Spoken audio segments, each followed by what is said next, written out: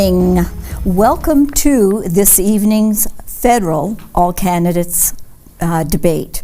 So on behalf of the Brockville and District Chamber of Commerce, in partnership with Cogeco YourTV, we'd like to welcome you this evening. And we will be talking about the various happenings in the ridings. So the riding that we are talking about in particular is Leeds Grenville-Thousand Islands and Rideau Lakes. I'm your host, Doreen Barnes. I will be moderating this evening. We're pleased to host this important event, which serves as a vital part of the democratic process. This evening is an opportunity for you, the voters of our community, to hear directly from the candidates who are seeking to represent you in Parliament. This is a chance for you to gain insight and better understanding of where each of our candidates stands on the issues that matter most to our region, to Canada as a whole.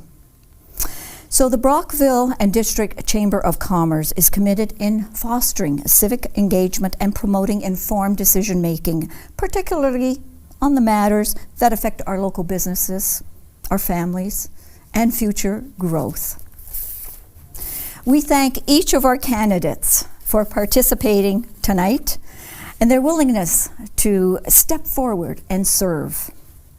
Let's engage in a very, very respectful and constructive exchange of ideas as we hear from those who aspire to lead our riding into the future. To begin, I'd like to introduce our candidates for this evening's debate. We'll start with Laura Jean Edmonds, who is the Liberal Party of Canada. Then we'll go to Haley. Haley Simpson is People's Party of Canada. And Paul, I hope I pronounce your last name correctly. Paul Lancioni. Well, if you want to make it really correct pronunciation, be Lancione. Lancione. But Lancione is good. Okay, and the party you're representing is the New Democrats Party. And then we have Michael Barrett, who is the Conservative Party of Canada. Unfortunately, Randy Remdine from the Green Party will not be joining us. We didn't receive a reply from her. Now, I'd like to review tonight's format. As moderator, I'll be presenting questions to each of the candidates. The lead candidate will have 2 minutes to respond to the question.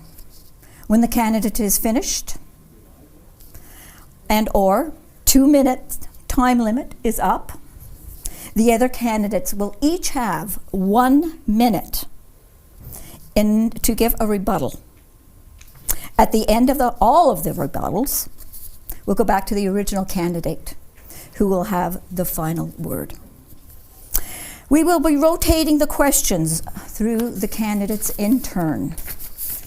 Candidates have pre-selected their position, as you see, for their questions before we went on air. So now, I'd like to introduce some very important people who are going to keep us on time. They happen to be from the Brockville and District Chamber of Commerce. I'm talking about Executive Director Pamela Robertson, as well as the Business Development and the Membership Service Coordinator, who happens to be Victoria Redicop. As I said, they will keep us on time. And speaking of time, we're going to be very strict because, as we know, time is valuable. So you will see that there is a green paddle, and that green paddle will mean 30 seconds left. Then you will see a red paddle, and that means please stop, please stop. Okay? If not, your microphone will be turned off. Okay? So it just makes sense that you won't continue on. So candidates, are you ready? for the promised land? Let's begin. Okay. So I will just get the questions.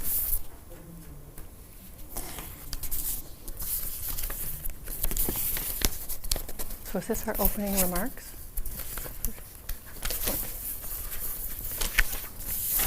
Okay.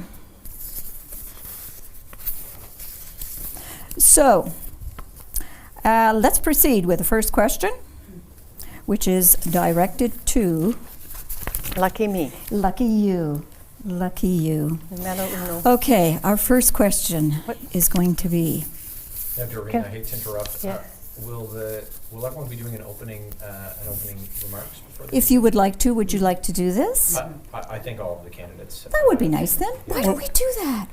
Okay. Okay, why don't Can we I just start? take a couple of minutes? And Okay. Laura Jean, would you please start? I will. So I'm going to get to the crux of why we're here.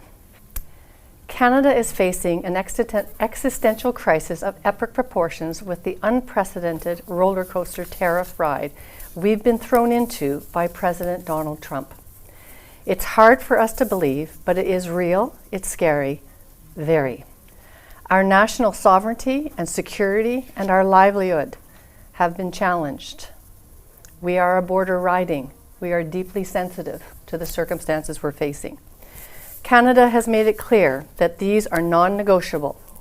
But who, Pierre Poilievre or Mark Carney, can we have confidence in to deliver? Because this election is about choosing Canada's future leader and his leadership style. Might I quote Benjamin Perry, Stephen Harper's legal advisor? Under Pierre Poilievre, the Conservatives have embraced conspiracy theories, regressive proposals, and MAGA-style policies. In Prime Minister Carney, I see a leader of substance with the skills and experience to navigate the storms of Trump's unprecedented threats and his unpredictability. If I may add, we see a leader who wants to unify and not divide us and build Canada stronger together. I'm a proud Canadian politician today, as what I am seeing across the country is that Canadians are putting Canada's future before their partisan allegiances. I'm hearing that Mark Carney is our leader of the moment, and on April 28th, he will bring in a majority government. I'm also hearing this within knocking on doors and making visits and chatting on the street. So that means you are seriously thinking of electing me as your next MP, and I hope so, as together we will deliver. A vote for LJ is a seat at Mark Carney's table, deciding Canada's future, of which you will play a role, as if I'm your next MP. Thank you. Thank you. Would you go ahead then, please, Haley? Thank you. It's my pleasure to be here, and I'm so thankful to have the opportunity to share the People's Party vision for Canada. I'm Haley Simpson. I was raised in the Brockville area by two hardworking parents. I have worked in the community myself since the age of 14, and I currently work for a local marketing company alongside pursuing the real estate salesperson course through Humber College. My inspiration to get involved in politics stemmed from the Liberal government's tyrannical overreach on our rights and freedoms and Conservatives failing to do their jobs when Canadians needed them the most. I currently serve as the president of the party's youth wing, New Generation PPC, and we have been mobilizing youth nationwide since early 2023 to push for a better future. The current political establishment has been failing Canadians through means of progressive policy and globalist policy, along with cowardice to speak the truth in order to remain politically correct. It's clear, Carney has told us he is a globalist. He has also stated asking a central banker for political advice is not the brightest idea. While Poilievre has spoken against globalism, he fails to bring attention to the United Nations Sustainable Developmental Goal Framework, which is shaping our Canadian policy, leading us to achieve the same agenda as the World Economic Forum by 2030. The PPC is the only party that will withdraw from the UN Migration Pact promoting replacement migration, the Paris Accord pushing climate alarmism through carbon pricing, and the World Health Organization, which is currently pushing a landmark treaty to handle future pandemics. This is not about left or right anymore. They both lead us to the same destination at different speeds. This is about socialist betrayal of our sovereignty and prosperity. The PPC is a party of, by, and for the people. We will put Canadians first and restore the power back to where it belongs to. Thank you. Thank you, Haley. Paul Lancioni? So as you heard, my name is Paul Lancioni, or Lancione, however you want to say it.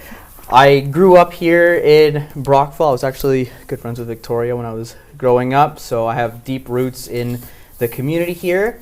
I was an air cadet when I was younger. I was a Cub Scout. I attended BCI, so all of my closest networks, my closest relationships were built for the most part in this riding. I attended the University of Toronto and I graduated with an Honours Bachelor of Arts with high distinction. And now I work in the financial services industry locally. And I'm speaking to you today because our country is currently facing an unprecedented level of crisis. We are facing climate emergency. We are facing a housing crisis. The cost of living is soaring and everyday Canadians can't keep up. And just when we thought things couldn't necessarily get worse, and when things finally started to turn around and get better for us, the President of the United States has decided to launch a trade war against our country, and he's putting annexation of our country on the table for the first time since 1812. It's an unprecedented time of crisis, but it's also an unprecedented time of wealth in our society. The richest globally have never been richer, but that being said, this wealth is not being evenly distributed. We are seeing anti-consumer practices that are keeping average working Canadians down, keeping average working Canadians in desperate poverty. And I see the NDP as the only party that is truly committed to ensuring that average Canadians are taken care of, and through the various arguments that I'm going to set out tonight, I will prove that to you. Thank you very much. Mr. Barrett? Good evening. This election is about restoring Canada's promise. That promise is that you can get a good job, and that if you work hard, you'll be able to afford a beautiful home on a safe street, protected by our brave police officers and first responders, in our country under our proud Canadian flag that's defended by the men and women of the Canadian Armed Forces. And we're putting forward a plan that puts Canada first for a change. We're going to axe taxes. We're going to build homes. We're going to bring jobs and dollars back to our country so that we can stand on our own 2 feet against Donald Trump and his unjustified and unjust threats against our country. And we're going to operate from a position of strength. I want to talk briefly about our Canada First Economic Action Plan. It has the realistic goal of boosting Canada's economic activity by a total of $500 billion over 5 years. It's about making life more affordable again. Workers will keep more of their paychecks with our Bring It Home tax cut. It's a 15% tax cut that will see working individuals save $900 per year and working families save $1,800 per year. We're going to cut taxes on new homes, combined with a plan to incentivize cities to lower development charges. Home buyers will save up to $100,000 on new homes. I look forward to talking about all of our policies in detail, but this election really is about putting Canadians first for a change, and that can only happen with a new Conservative government. Thank you. Thank you, Mr. Barrett. So let's start with the questions now. And Mary Gina, please. Lorna Jean, just to LJ. Okay, LJ. Yes, please. We will start. I will be posing the question to you. You Okay. have 2 minutes. Okay. And then the balance of the panel will have a minute, and then we'll come back Okay, to you. sounds great. Okay? Yeah. So here we go. First question. With rising operational costs and tariff uncertainty impacting businesses across Ontario, what specific tax reforms or financial incentives would you implement to help businesses maintain competitiveness while managing inflation pressure. LJ? I think that all questions this evening are going to be big questions, and this is a good start to the evening. For one thing, what we know about businesses is they've already started to respond even prior to the tariffs being implemented. The threat itself, businesses are businesses, and the government's role is to enable businesses to do their job and to do it well. What we're seeing today is that the feeling is that under the Trump regime and the taxes being imposed on us, that businesses need assistance.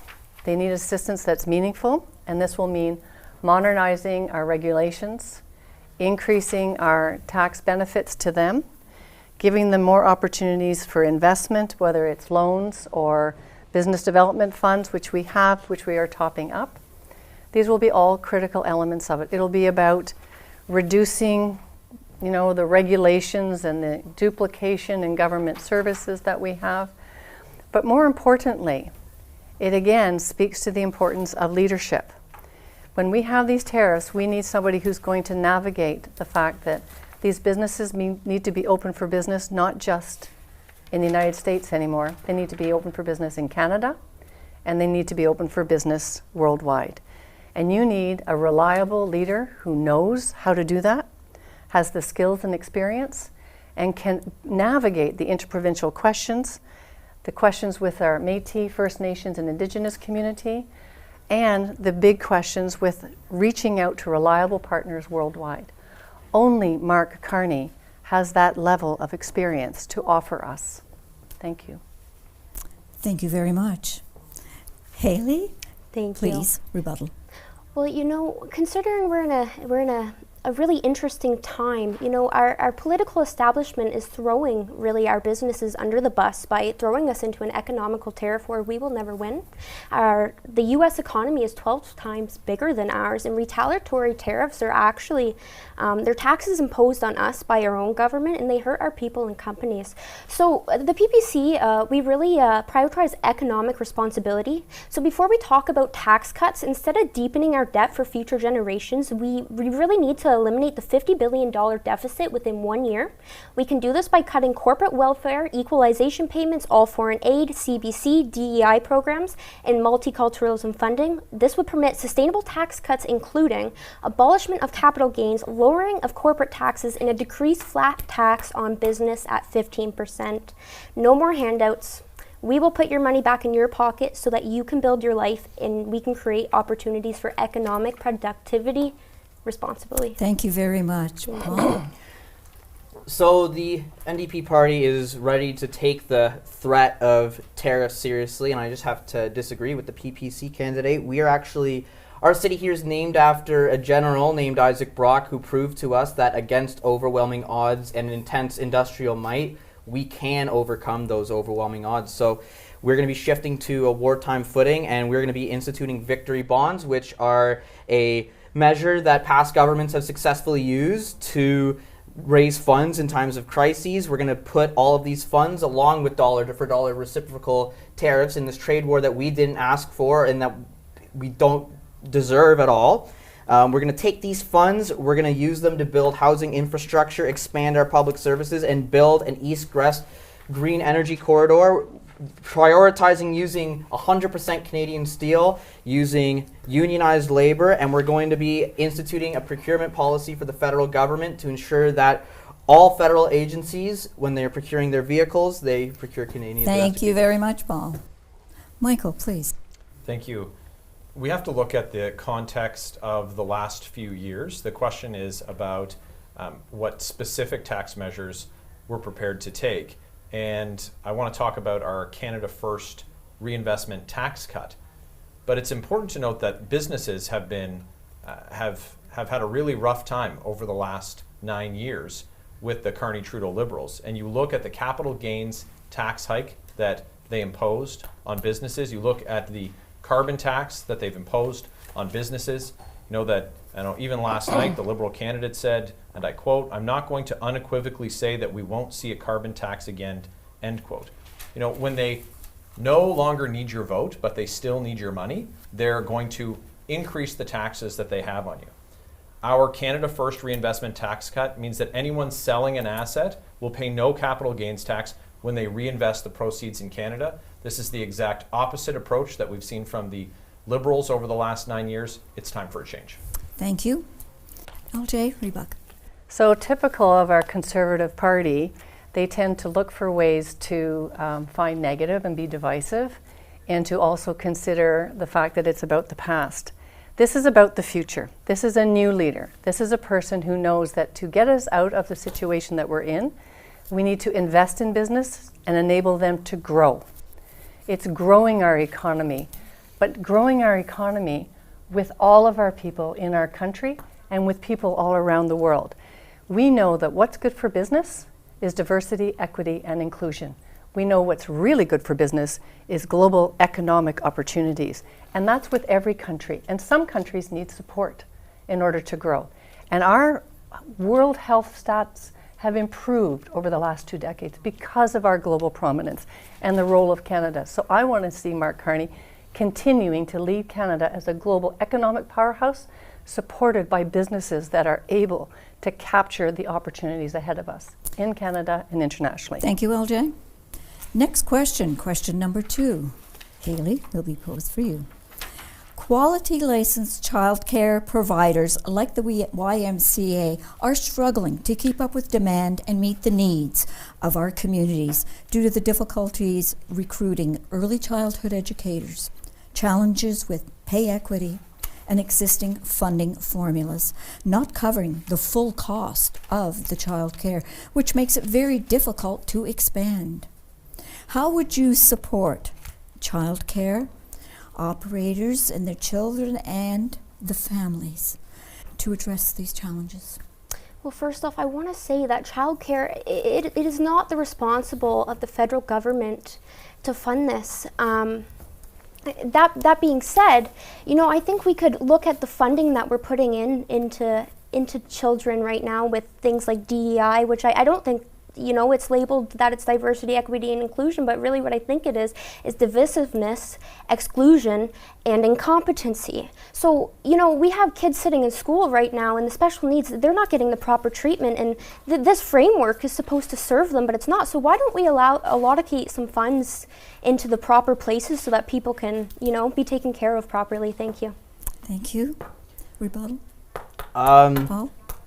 So while it may not be the responsibility of the federal government to ensure children have childcare, I don't know if I necessarily agree with that. Regardless of whether or not it's their responsibility, it's really the most fiscally responsible thing that as a country we could be doing. If you look at Quebec, for example, they actually ended up making $1.75 for every dollar that they invested into childcare because it allowed women to get into the workforce and earn more wages, which in turn increase tax revenue. So investing in childcare is, whether or not it's our responsibility, it's just a fiscally responsible decision. And the fact is, we do need to fund childcare more. One thing that we can definitely do to make sure that there are more workers in our childcare system is reforming our immigration system, because right now there are too many skilled educators who are sitting in limbo waiting to get their credentials recognized in this country, and more of these skilled laborers are leaving the country because they're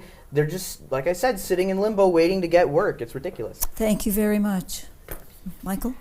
The existing system that's been implemented by the Liberals saw a decrease of 120,000 childcare spaces. It's overly bureaucratic, it's restrictive, it removes parental choice, it cut out private daycare, and in our community we've got lots of people who work in manufacturing, for example. They aren't working a 9 to 5.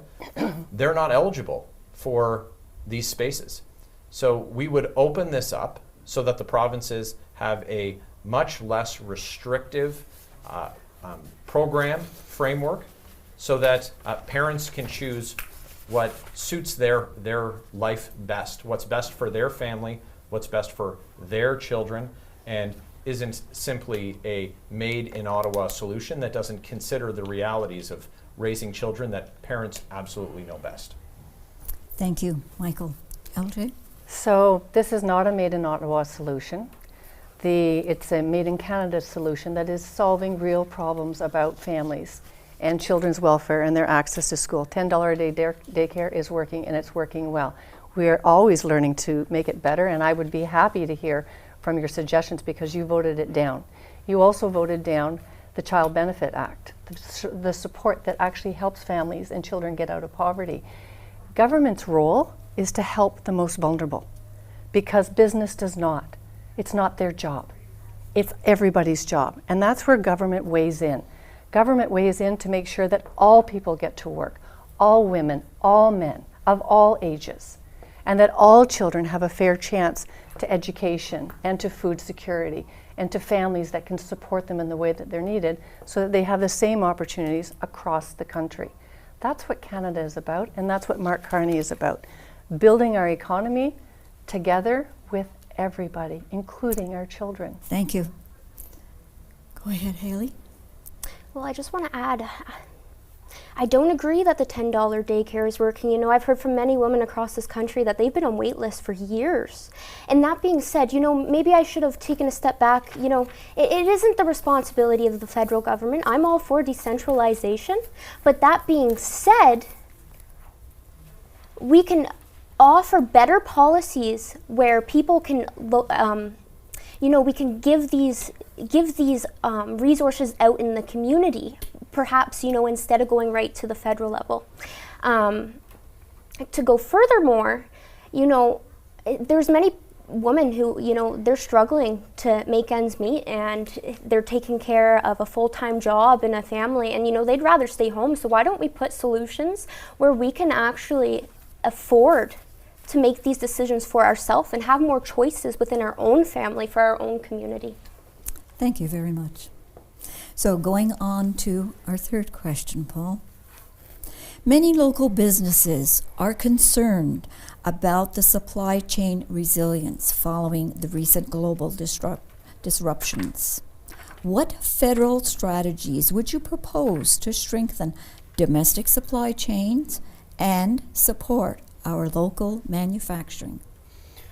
Yeah, I think that's going to be one of the critical questions that we ask ourselves in the coming years. If you think about Canada, we have such a wealth of resources in this country. We have critical minerals, we have high-grade uranium, we're an agriculture powerhouse with our high-grade potash.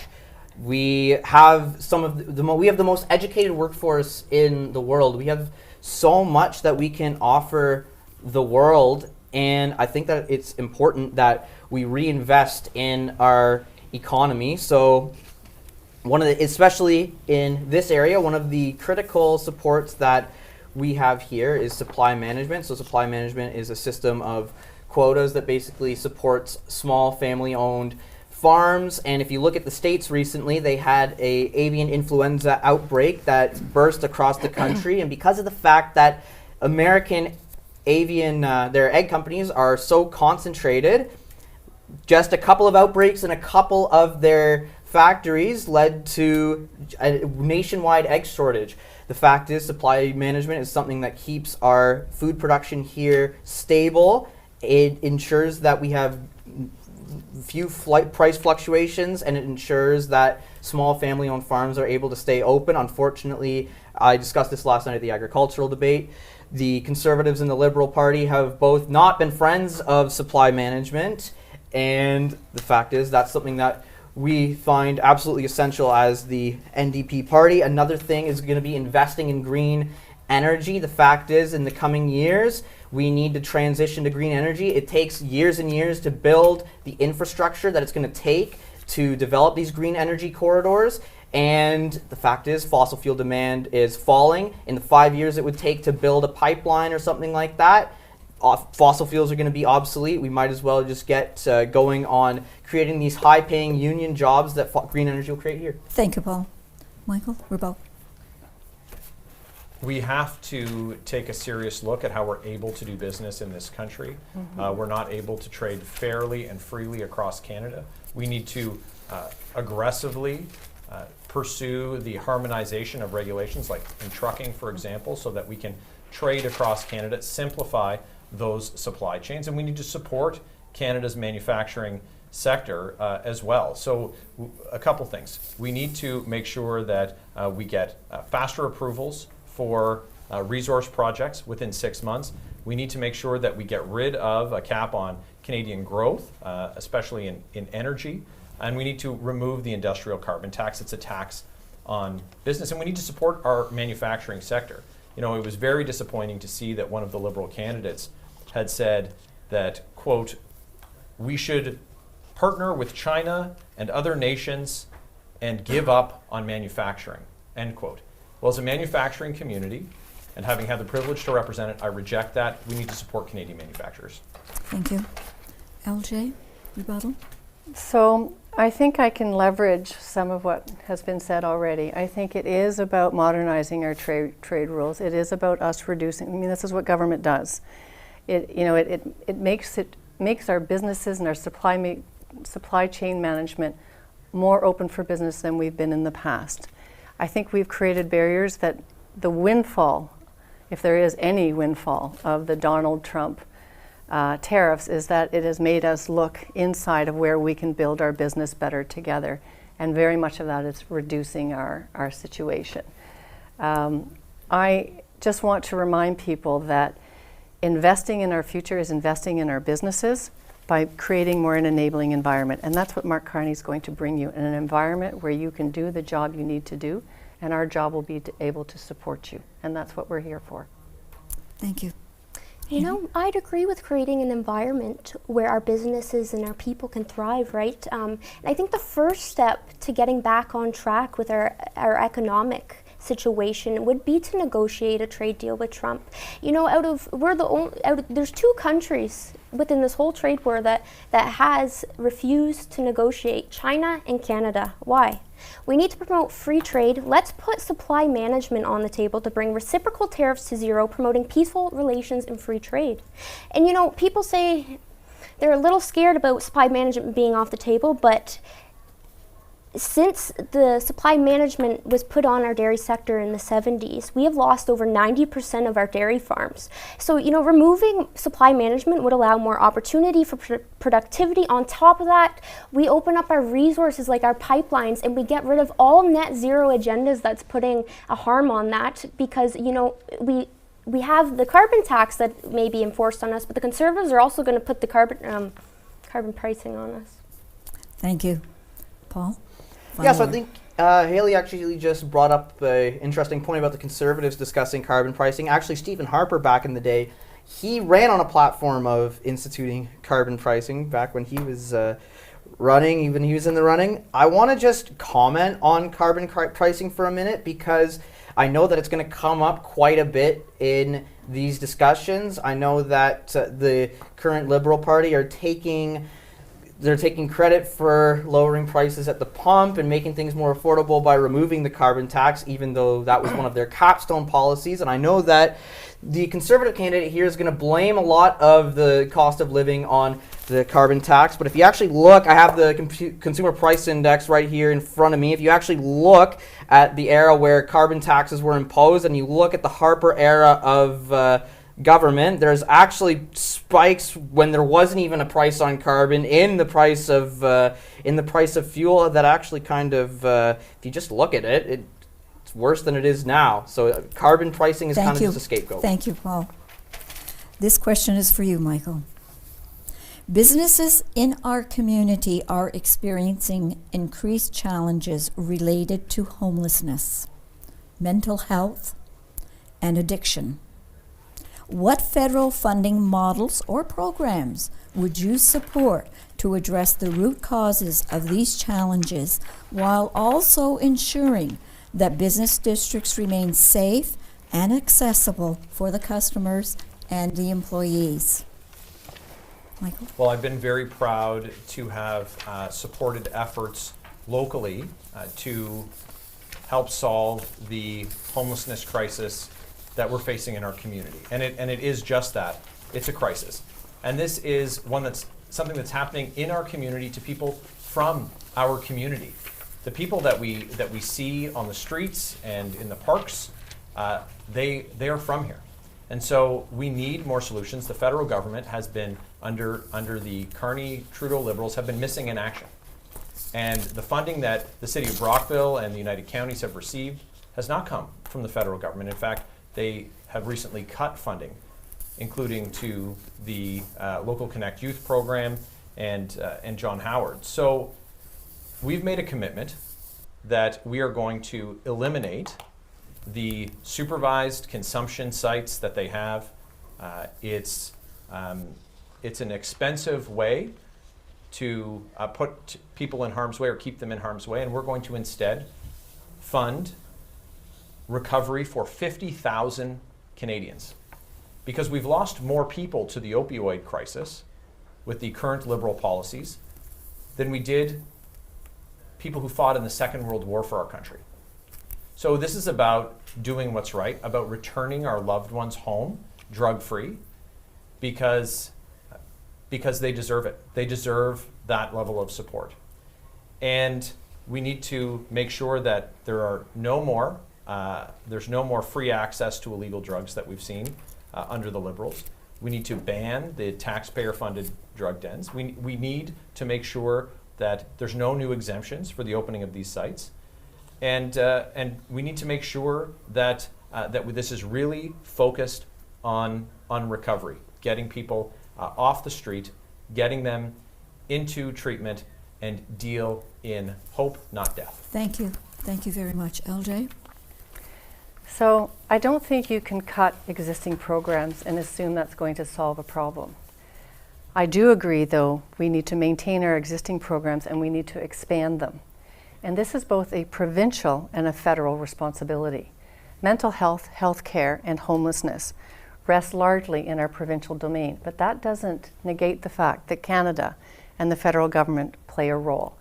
And I think what we will see moving forward is a federal government that's going to invest hugely in support of our housing communities so that they have access to permanent and transitional and supportive housing, including mental health services, including a more publicly universal healthcare system, and support for the most vulnerable.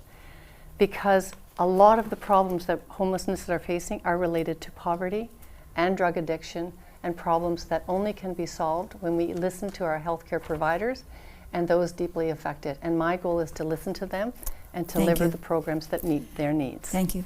Haley? Thank you. So we're going to help families affected with real recovery and real freedom for those who have the desire to get better. You know, we respect that healthcare is a provincial responsibility, and we agree with decentralization because, you know, our provincial know what's best for the people, and furthermore, the local communities know what's even better, right? So we will also support police by ending the catch and release policies that only enable the flooding of deadly substances like fentanyl on our streets, which has killed, like Michael Barrett had said, over 50,000 Canadians. And you know, having to do with the housing topic, how our federal government can help with that is impose a moratorium on immigration. We have seen record levels of migration, and it's not fair for people who can't afford a home because of rising costs. We had 1.2 million foreigners come over in 2023. This must end. We must put our people first. Thank you. Oh. Yeah, so I personally find the rhetoric that safe consumption sites are government-funded drug dens, I find that rhetoric really, Terrible. really distasteful. The fact is, drug addiction is a healthcare issue, and you were asking what we're going to do about mental health. First thing that we're going to do is recognize that mental health is healthcare, and we're going to add mental health care to the Canada Health Act. And we're going to treat this issue as the public health emergency that it is. Obviously, that means investing in housing because a lot of these issues are related to homelessness. But I want to point out that deaths due to overdoses are actually higher in conservative-run provinces that have banned safe consumption sites. So the fact is, these sites, nobody wants to have safe consumption sites near their homes, but the fact is most of the places where these issues are affecting people are in highly dense urban areas, and so just getting rid of the zoning laws willy-nilly is not actually going to help anybody. Excellent. Thank you. Michael, final comment. Look, let's look at the numbers. In British Columbia, where the Liberals decriminalized dangerous drugs like fentanyl, meth, drug overdose deaths increased by 200%. Now, one of Mark Carney's hand-picked candidates said that the Liberals, quote, would be smart to lean into drug decriminalization, end quote, and another who said, quote, legalizing all drugs would be good for Canada, end quote. We need to offer recovery. The Liberals have been missing in action. They have abandoned these Canadians who are suffering from addiction. These are our family members. These are our neighbors. Addiction, it doesn't discriminate. And we need to lift these people up by investing in them and not investing in the very poison that is keeping them down and is killing them like the Liberals have been. That's why we're going to invest in recovery for 50,000 Canadians. Thank you very much. So the next question is going to LJ. The Brockville and Area Food Bank is witnessing increased visits, surpassing 21,000 in 2024. This surge underscores the pressing issues of affordable housing and living wages. Many families find it challenging to meet basic needs, imparting their access to nutritious foods. What policies or programs will be implemented by the party to address food insecurity, affordable housing, and ensure workers receive living wages?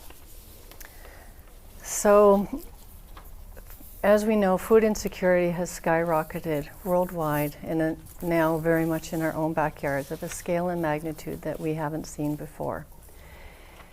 And very much a big part of this is the rent or trying to maintain the housing that they owned. I volunteer at a food bank, and I've had people come in who have said, I'm just trying to keep my mortgage that keeps going up, and so as a result I'm at 2 jobs and I'm at the food bank to feed my kids because I otherwise can't pay my rent or pay my mortgage.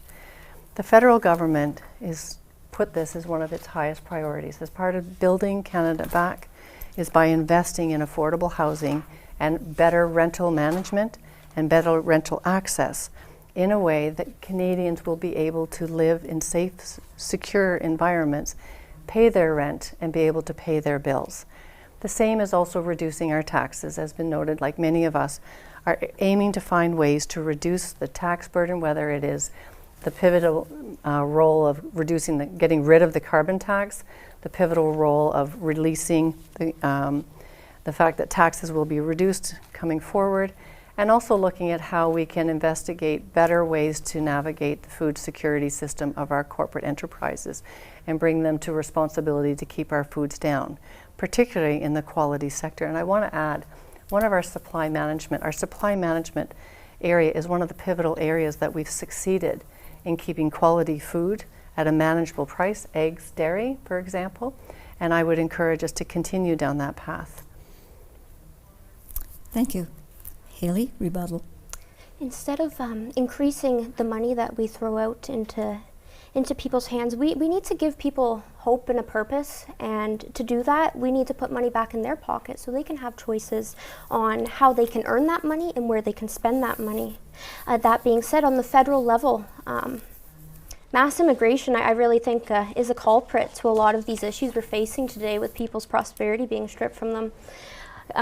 Canadians should be put first, and immigration should serve as an economical benefit. That being said, it's driving housing crisis, straining our healthcare, lowering wages, and eroding our national identity. You know, imposing a moratorium would only, it would give less strain on our systems, and you can even go on YouTube.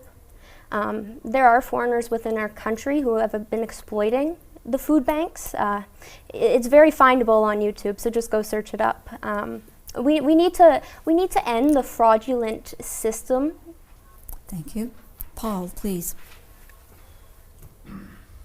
So the solution to this issue is pretty simple. In this country, we unfortunately have a handful of grocery companies that are able to get away with stuff like fixing the price of bread and mislabeling products. These are not foundless allegations. We know that they're doing these things, and in fact, one thing that we, the NDP, have actually done in Parliament, and both the major parties voted against us in this matter. You can actually look this up. This was vote number 798 in the first session of Parliament. It was put forward by Alistair McGregor, an NDP MP. Basically, he put forward a motion to force big grocery chains to lower the prices of essential goods, stop delaying long-needed reforms to the Nutrition North program, and stop liberal and conservative corporate handouts to big grocers, which we know don't lower the price of groceries. So the fact is, Canadians are being gouged at the grocery stores. We are going to be putting a cap on grocery prices and increasing fines for companies that are committing these kinds of behaviors. We're going to be looking to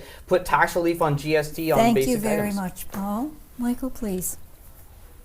The taxes that Canadians have been facing with the Liberals supported by the NDP. Inflation is one example. It's a tax on everything. That's been driven by the out-of-control spending of the Liberal government. You'll remember that they promised to only ever run 4 deficits, and they've only ever run deficits. We know that the carbon tax that the Liberals and the NDP have supported time and time again has raised the price of food, has raised the price of home heating, has raised the price of putting gas in your own car. We know that on housing, that nobody has ever spent so much to achieve so little, unless what the Liberals were looking to achieve was to raise the price of housing. Rents have doubled, mortgages have doubled. So we've talked about selling off 6,000 federal buildings, incentivizing municipalities to speed up permitting. We've talked about taking the federal tax off of new home construction. These measures and others will help address the housing crisis. LJ. So many of these measures, when you talk about immigration, we actually need immigrants to fuel our economy in the same way that we need Canadians to fuel our economy. We need to increase our productivity. If you're going to address a food crisis, it's about building new economic opportunities for everybody, and it's about building opportunities for maintaining our social safety net. We're losing that in large part because we haven't had the cooperation between the federal government and the provincial government in ways that we need to, because a lot of these responsibilities actually rest with the provincial government. That doesn't diminish our role. But food insecurity is one of the most important areas that we need to fix. And under Mark Carney, we're going to do it through the combined effort of making houses and rental more affordable and accessible, making sure that we reduce our taxes so that at the middle and lower class they can afford things in ways that they couldn't before, and making sure that companies are accountable, as you mentioned, to make sure that they aren't abusing the system, because that's what government does. Thank you very much. So this now concludes the portion of asking questions to our panel. Now, I would like to give our candidates 2 minutes for their closing comments. LJ? In fact, I've been told that we've got extra time. We can do another question. Haley, are you Let's up for do this? it. Yeah. Okay, let's do another question. All right. Whoa. You people are fast in your answers. Okay, so many small businesses continue to struggle with labor shortages. Ongoing disruptions to international students' enrollment and qualifying post-graduation work permit programs has added to the struggle.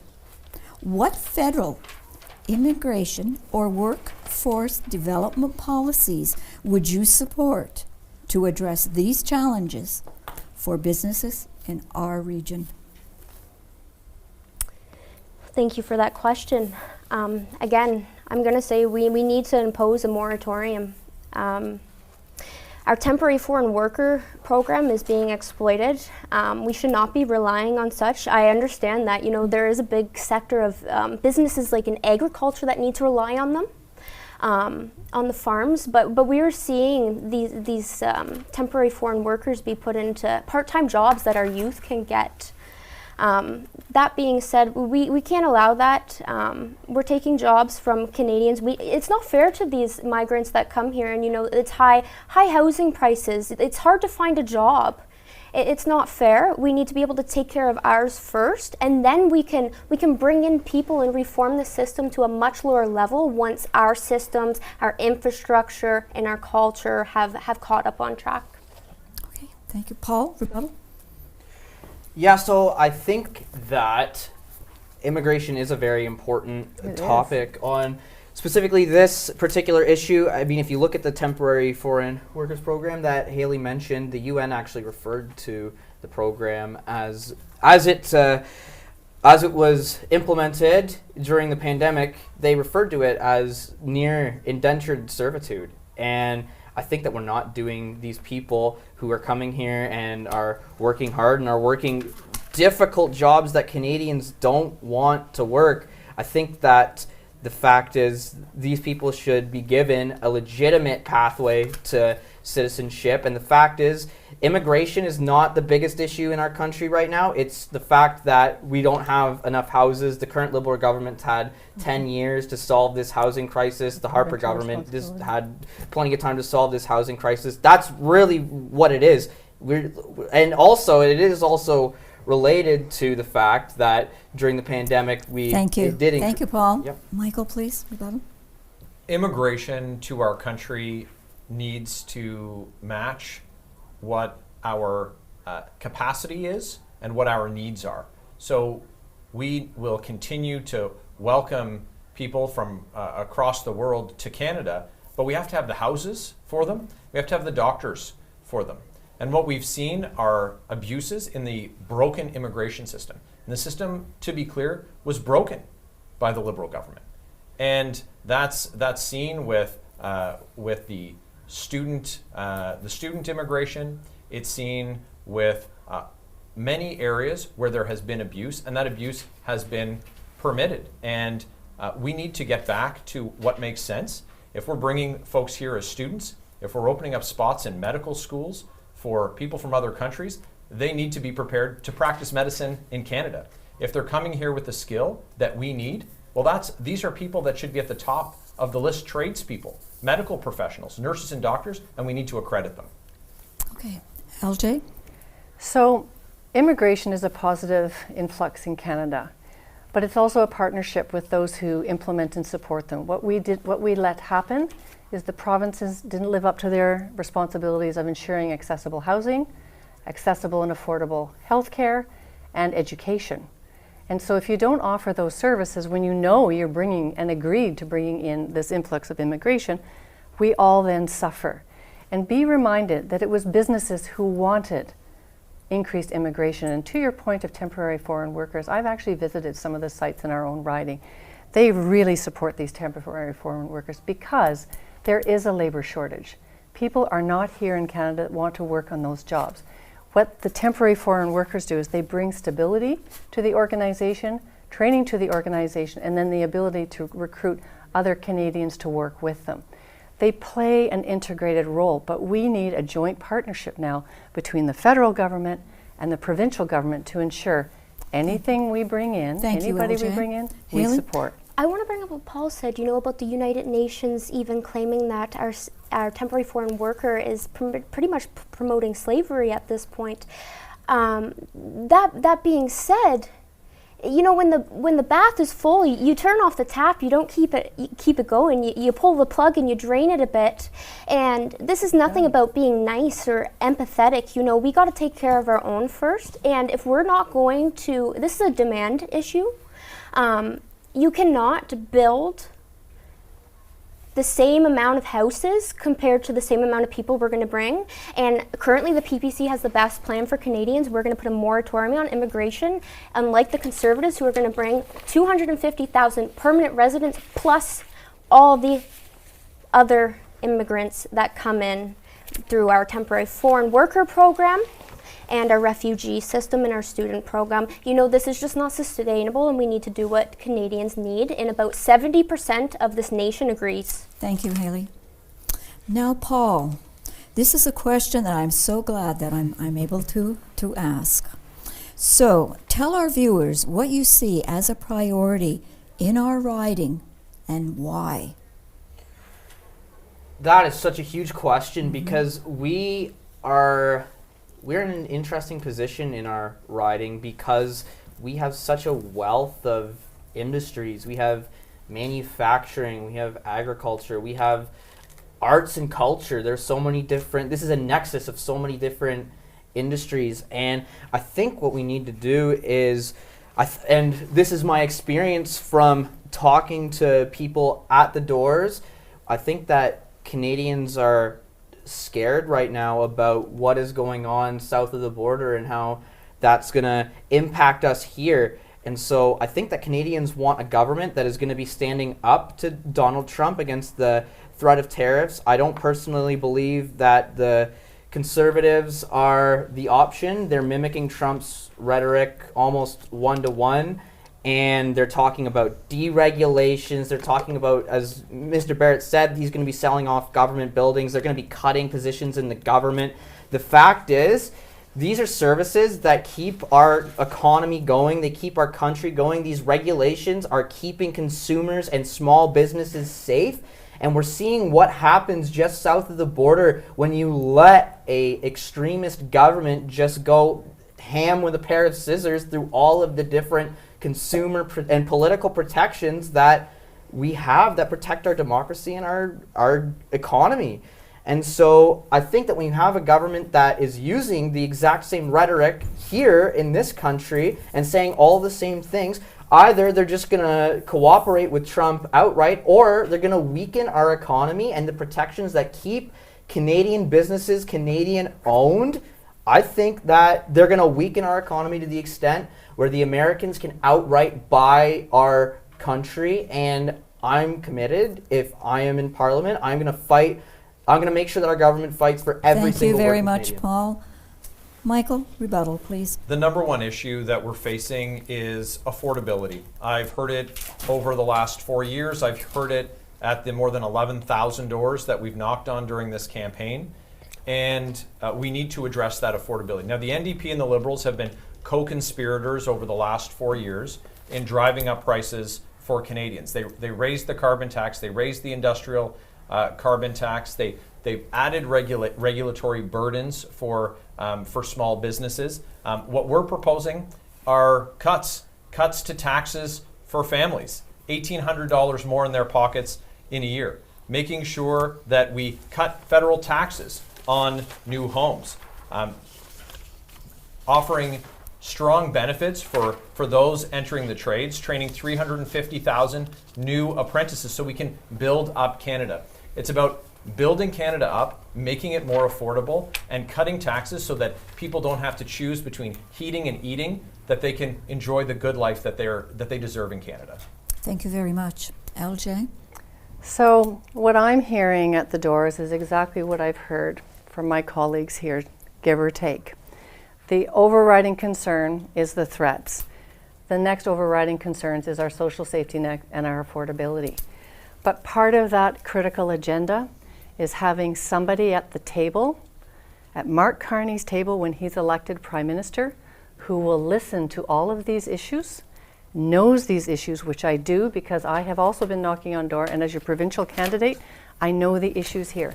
But I will listen to you and bring those forward so that we together can create a more vibrant riding than we have today, so that homelessness doesn't exist, so that food security is reduced to a measurable point that people are no longer food insecure, so that people can afford their homes and their rents, and that people can have access to publicly funded health care as close to home as possible, and seniors can live in their homes. Thank you very much. Thank you. Haley, rebuttal. Thank you. So, I feel that our population has lost hope.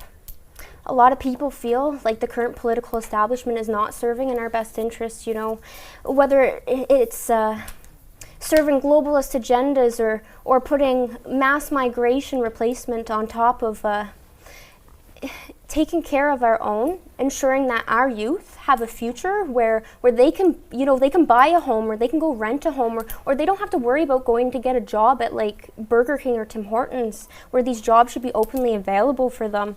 Also, I feel like people are they want to be protected. They want kids to be protected. You know, there's a bill called Bill C4, and it was passed by all establishment and parties, including Michael Barrett voted for it. And what this legalized was the transition of children and criminalizing parents from discouraging their kids against gender ideology. So it's like we need to put the freedom back where it belongs, in the hands of the people. Give parents back their parental rights. Let's restore honesty and accountability. Thank you very much, Haley. Your comment. Yeah, so Mr. Barrett here, he claimed that the NDP are co-conspirators with the Liberals. We are looking to raise taxes with them. I want to point out that we actually voted with the Conservatives for the exemption on on home heating for the carbon tax, and we also voted with the Conservatives to exempt carbon used in heating grain silos for grain drying silos and for heating barns. So actually, we will support all legislation that benefits average Canadians, whether the Liberals put it forward or the Conservatives put it forward. We're looking to cut GST on a lot of basic items. And actually, if you look, I have the chart right here. If you look at our tax plan, for two people making under 40K with 2 children, you will be cutting $1,074 in taxes. Our plan will be cutting $1,458 in taxes. Also, I want to just talk about this ridiculous thing about gender ideology.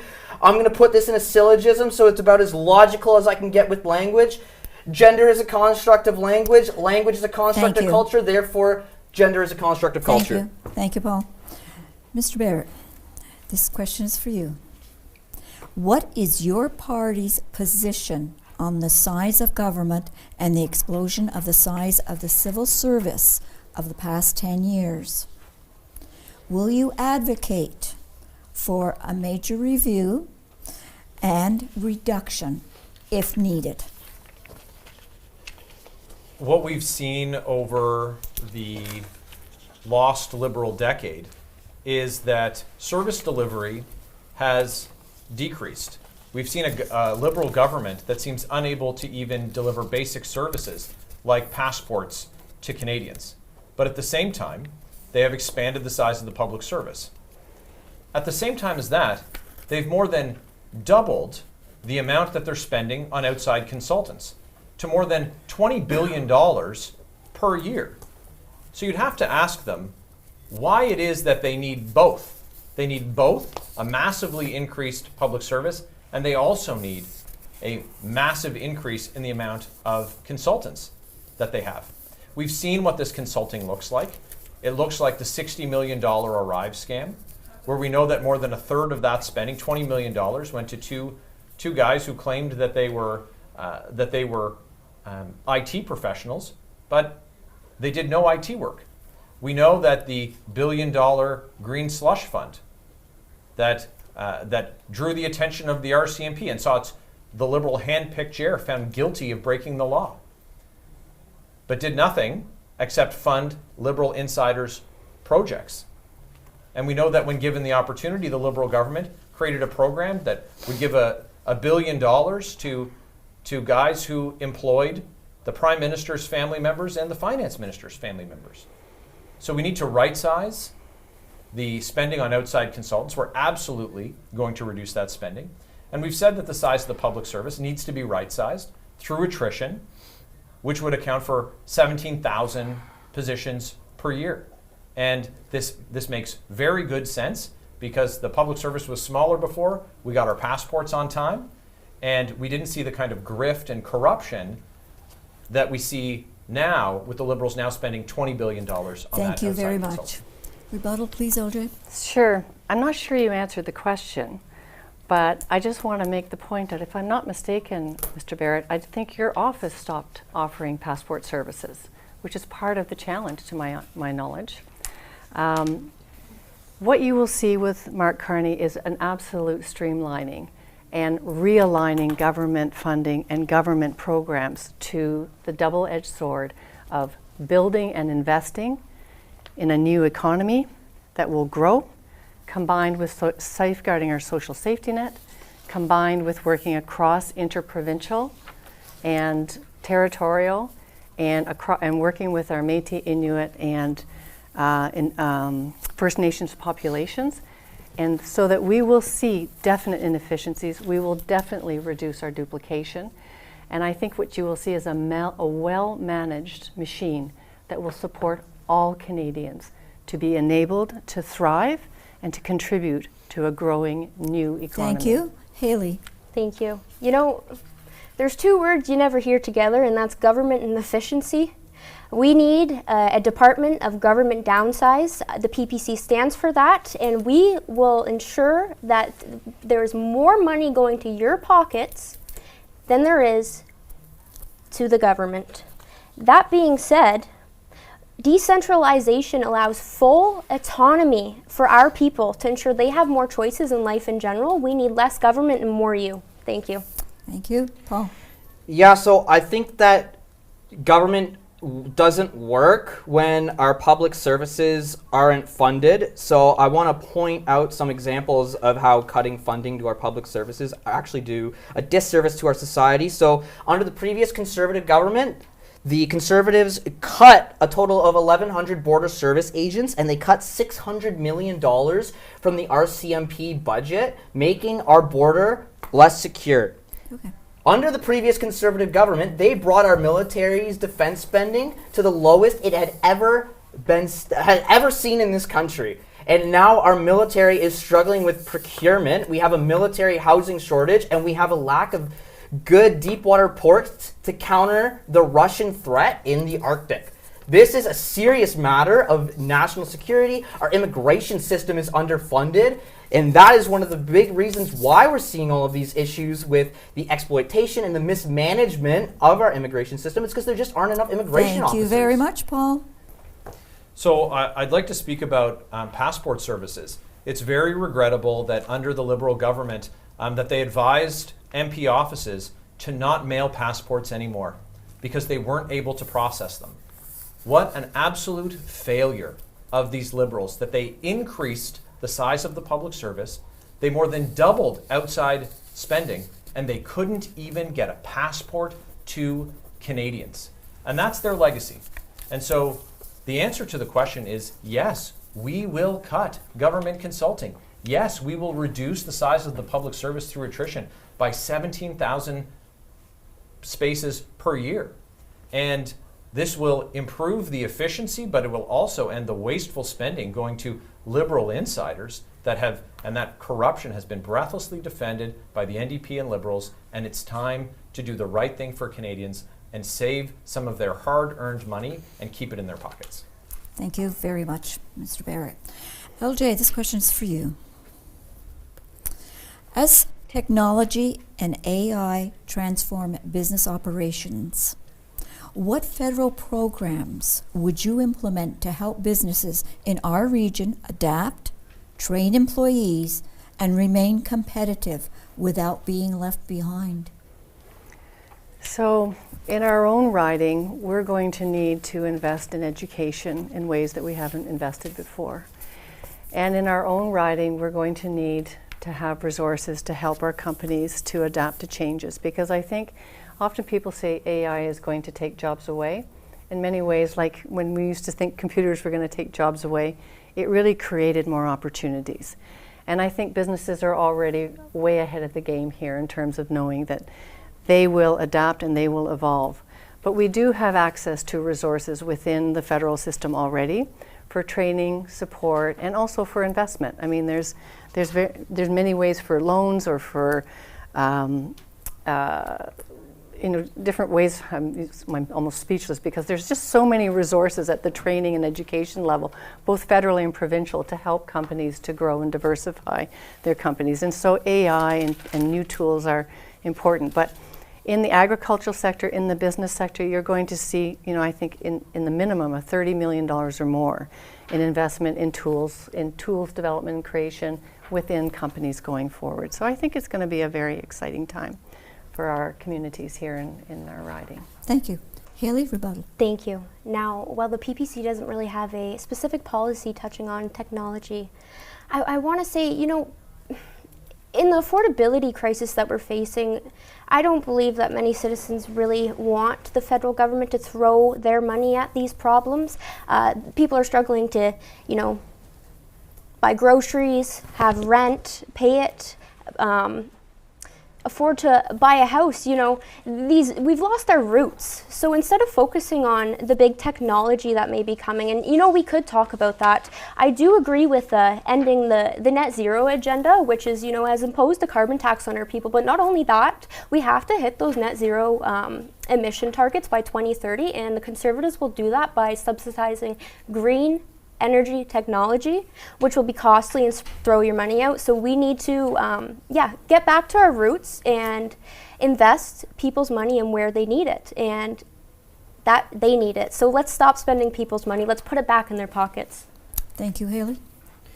Yeah, so one of the critical parts of our housing plan is we're going to be looking to train 100,000 skilled workers to build the homes that we're going to need. These are going to be creating strong, high-paying union jobs. I also just want to comment on the PPC candidate saying that investing in green energy is a waste of taxpayer dollars, but the fact is, green energy is going to create so many different job opportunities. I personally know many young skilled trade workers who work in renewable energies, and they oftentimes travel to different provinces to find work, but the fact is, green energy is going to be creating jobs here in the riding. It's already creating jobs here in the riding. I think of the Skyview battery project. That's going to create plenty of skilled workers. And to the point of AI, I think AI is a very exciting, but also a little bit, it's definitely a marketing term. And there's definitely a little bit of mystique surrounding it. Thank you very much, Paul. Yep. Michael. When you look at the manufacturing industries that we have here locally, automation and artificial intelligence is already being used. These require huge capital investments by the businesses that are using them. And we need to make it easier for companies to reinvest in their own business. This is one of the commitments that we've made, to offer no capital gains tax when following the sale of an asset, if businesses reinvested in a Canadian company, including in their own. And so we need to incentivize that kind of investment because you look at the opportunities that we have here locally, the outstanding workers that we have here in our community, and the businesses that they work at are desperate for a break from the government. And this is one of the things that we can do, this reinvestment tax credit, eliminating the capital gains so that they can continue to employ people. Thank you very here. much, Mr. Barrett. Yeah.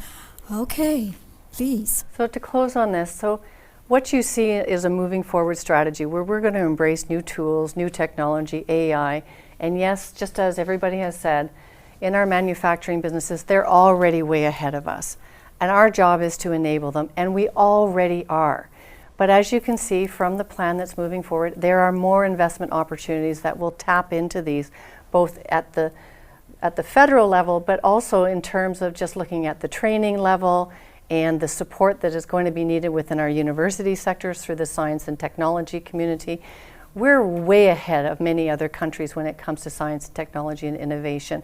And we have a leader in AI throughout our communities that will bring all of these resources to us, as we already are. I think what we're just going to see is more of it under the leadership of Mark Carney, who's going to help us take our businesses not just here and not to the United States, but across Canada and around the world. Thank you very much. So my next question is for Haley. As business owners navigate an increasingly uncertain economic landscape, many are concerned about long-term stability and growth.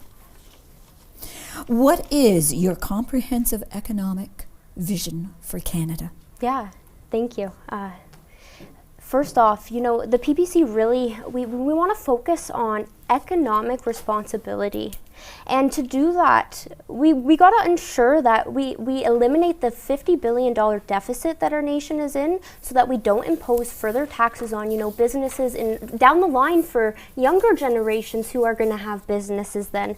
And we need to cut we need to do a mass spending cut because we've had reckless spending within and outside our nation. Again, I'll list them again. Cutting corporate welfare, equalization payments, all foreign aid, CBC, DEI programs, and federal funded multiculturalism would permit sustainable tax cuts to help our people and our businesses, and further so we will make our economy productive again. Thank you. Thank you. Paul. Yeah, so one of the things that I think that Haley just mentioned that I do really agree with is ending corporate welfare in this country. The fact is we give $12 billion to the fossil fuel industry a year. We give handouts to grocery companies while these mega corporations are making more money than they've ever made before, where these funds could be going towards funding our public services. So I think ending corporate welfare and making sure that any taxpayer dollars that go towards programs that directly benefit taxpayers. One of the things that you were talking about, making sure that there's a stable economic environment. One of the things that we're committed to is ensuring that we reform our EI system. Right now, self-employed people and contractors can't access EI. We're looking to fix that. We're looking to make EI 2/3 of insurable income, increase the duration to 50 weeks, and we're also looking to offer top-ups because in the case of potential tariffs where there may be some disruptions to the number of hours that these employees are working, businesses will be able to keep their employees on. And the other thing is making sure that there are strong public services. Thank you very much, Paul. Michael? Tough to go through a comprehensive plan in 60 seconds, but we need to make sure that we get our clean, ethical, natural resources to new markets. We need to repeal the No New Pipelines bill. We need 6-month approvals for all of our natural resource projects. We need to scrap the job-killing energy cap on Canadian growth. We need to eliminate the industrial carbon tax, to take that tax off Canadian steel, aluminum, natural gas, food production, concrete, and we need to make sure that we are leveraging our strength. We can get our clean, ethical, natural gas, for example, to Tidewater on the West Coast and the East Coast, our clean, ethical oil as well, and get that to our allies around the world, cure them off dictator oil and natural gas coming from dictatorships so that we can support our Canadian economy. It'll mean bigger paychecks for Canadians. Thank you very much, Mr. Barrett. Now, that does conclude. We're running out of time. So I want to thank you for all the answers for the questions and the rebuttals. So let's continue on with the candidates now. We will close in the same order that we have opened. And LJ will be first, and we will give you 2 minutes for closing comments, please. Thank you. Thank you for everybody for this evening. This has been really, really another productive event of the community who supported us. A vote for Michael Barrett is a vote for Pierre Poilievre, which is a vote for a Canada First, Canada America First agenda, which I don't support. And Mark Carney doesn't support. A vote for Lorna Jean is a vote for our riding to be at the table of the next Prime Minister, who's going to be Mark Carney. And I believe in Mark Carney's leadership. I believe that he will bring measured, thoughtful approach to building our economy by enabling all of our businesses to thrive and grow and diversify through the various forces and investments that we've offered at the table. But he will do that by safeguarding our social safety net. And this is critical. And the third piece to the story is he understands that we have to have solutions for having sustainable economic enterprises that produce greener moving forward strategies for our country, for our region, and our world. You have to have a leader that understands how the world works for us to benefit locally. And that's what Mark Carney will offer. What I will bring is what I understand locally so that I can feed it to our national priorities because they're going to be your priorities. I am sincere, I am accessible, and I will make sure that what you're concerned about, Mark Carney will hear at the decision-making table of Canada's future. Thank you. Thank you very much. All right, Haley Simpson, please, if Well, you don't mind, give your 2-minute yes. closing. First off, I want to thank the Brockville Chamber of Commerce for hosting this tonight. You know, we may not all see eye to eye, but it's beautiful to see the democratic Yeah, it is. process come together. And I just want to let our constituents know I will fight to reverse this decline of our nation. I'll fight for good governance to rebuild our economic and social strength so you can afford to thrive, not only survive.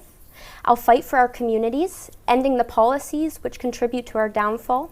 I'll fight to bring back a Canada where hard work pays off and our neighbors stand together again. Every vote for the PPC is a vote to stop this globalist destruction. It's a vote to put the power back in the hands of who it belongs.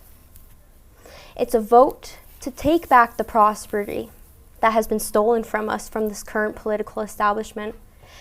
I'm asking you for your trust in your vote this upcoming election, not because I have all the answers, but because I am like one of you.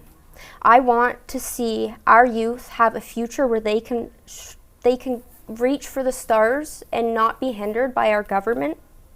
I believe we can build a Canada together where prosperity is not only a memory, but a promise. Again, thank you guys for inviting me here, and it's a pleasure. Thank you very much, Haley. Paul Laccioni, please. So I want to end this on a positive note, and I just want to discuss a couple of the big wins that the NDP has gotten for average, everyday Canadians in this last session of Parliament.